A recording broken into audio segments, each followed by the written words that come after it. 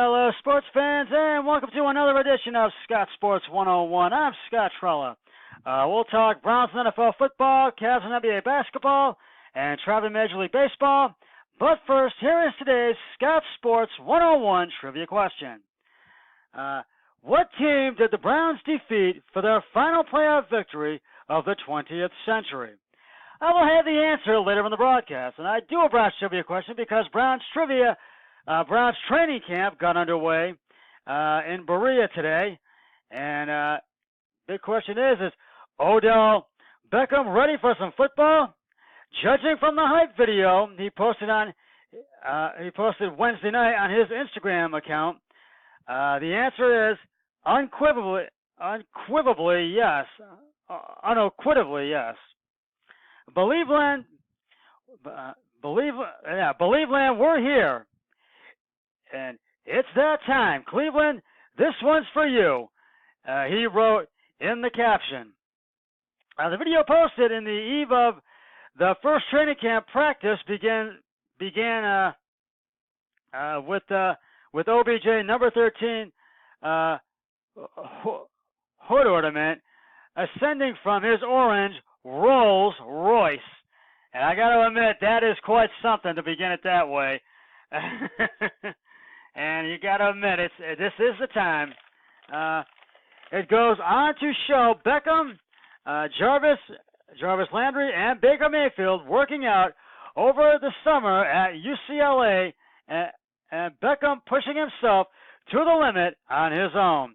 Now, Browns head coach Freddie Kitchens says Odell Beckham Jr. will be allowed to be himself. Kitchens gave Beckham all the time he needed to wrap his brain around coming to Cleveland, and it's paid off. In the background, Joe Thomas captures the essence of the season on NFL Network. And as we know, this will be, and he captured for all the NFL teams, and this will be, as you know, the 100th season of NFL football. Remember that the river was burning in Cleveland, and that big parade they had after the Cavs won, and I was at that big parade, and yes, we did win the title in 2016. They had and Thomas asked they better have the firefighters on standby because this city is about to burn down, and that is the honest, and that very well could be. This is a Browns town, and they can feel it, and they can taste it. Jim Rome's commentary from CBS Sports plays over the footage, and you can see all of that on CBSSports.com and on Instagram. They are not looking to make the playoffs. They are not looking to win only the division. They are looking to win the whole damn thing. Rome says they aren't taking baby steps. They're looking to take giant steps. And hey, they have an electric young QB. They have the best receiving tandem in football, Odell Beckham Jr., Jarvis Landry on the same roster, while I was the only one saying back in October, you can all say it with me, as Jim Rome said, and you can say it with me as well. The Browns are America's team, and let the hype roll. And let me say, today at training camp, they really Odell Beckham showed his stuff, and the offense really showed their stuff, along with Austin Corbett was the first for the defensive back job who will take Kevin Zettler's place at right guard, and it's going to be a stiff competition to see who does get that. And Blake Jackson was singled out today at training camp, and he left after just about 2 hours. He was told to leave, and there were 4 other players that were singled out as well. So basically, that was what happened today at training camp. And many Browns fans said their expectations for the Browns this season is for the Browns to win the AFC North Division. Now, others say they want to win the division and win in the first round of the playoffs, but my expectations for the Browns this season is to see them win the division and and just have an amazing, great run in the playoffs. And I don't want to jump the gun and say they're going to be in the Super Bowl, but I want to believe it when I see it. But it very well could be, so we'll see what happens in the preseason and this upcoming season as well as training camp. And we are 2 weeks away from the Browns' very first preseason game, which will happen on Thursday, August 8th. So, and I believe that is against the Washington Redskins. Check me if I'm wrong. And I'll keep you posted on Browns training camp, and I'll let you know what they did in day 2, and keep you keep you ascended of all of that. Moving on to the Cavs news, justice has been served in the tragic July 10th murder of former Cleveland Cavaliers big man Lorenzen Wright. On Thursday, his ex-wife Shira Wright was given 30 years in prison after pleading guilty to the facilitation of first-degree murder. Now, they were scheduled to go to Memphis County Court in Memphis, Tennessee on September 16th, but Shira Wright agreed to the guilty bargain and pleaded guilty, and she will be serving 30 years in prison.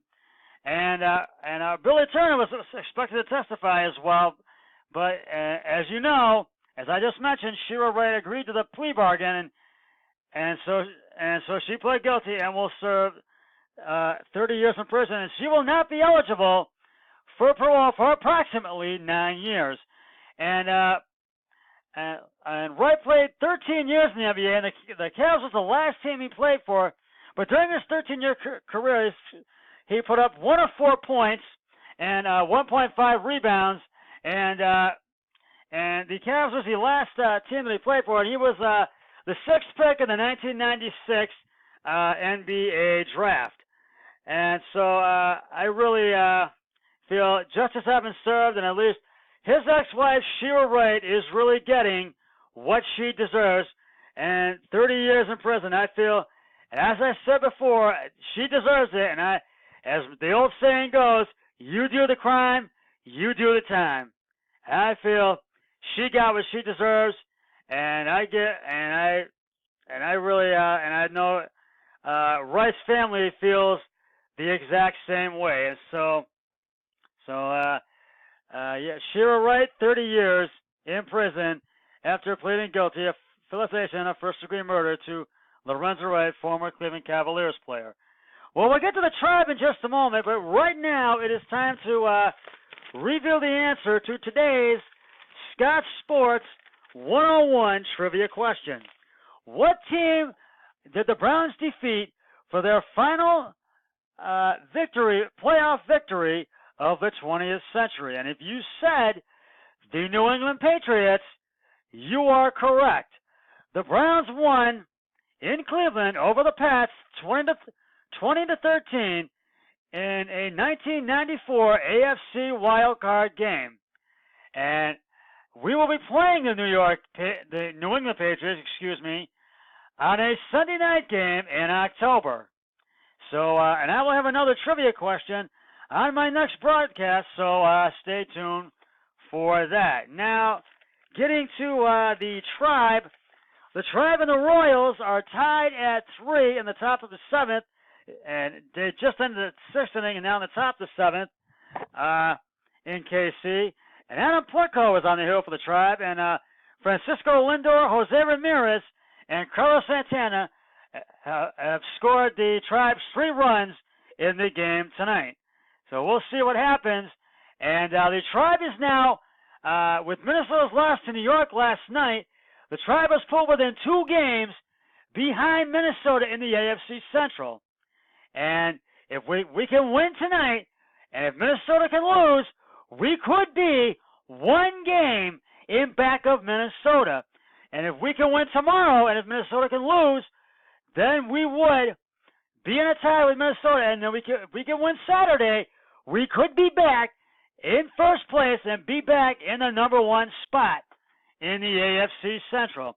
And I know Terry Francona wants to see that, and I got to tip my hat to him because he's really done well and what he has done with this team. And I know all the fans want the Tribe to be back in the number one position and back in first place. So we will see what happens.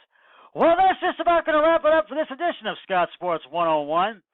I'll be back with another podcast tomorrow or Saturday or Sunday. But until then, always remember, be a team player each and every day in every way possible. So long, everybody. 3, 2, 1. I'm done.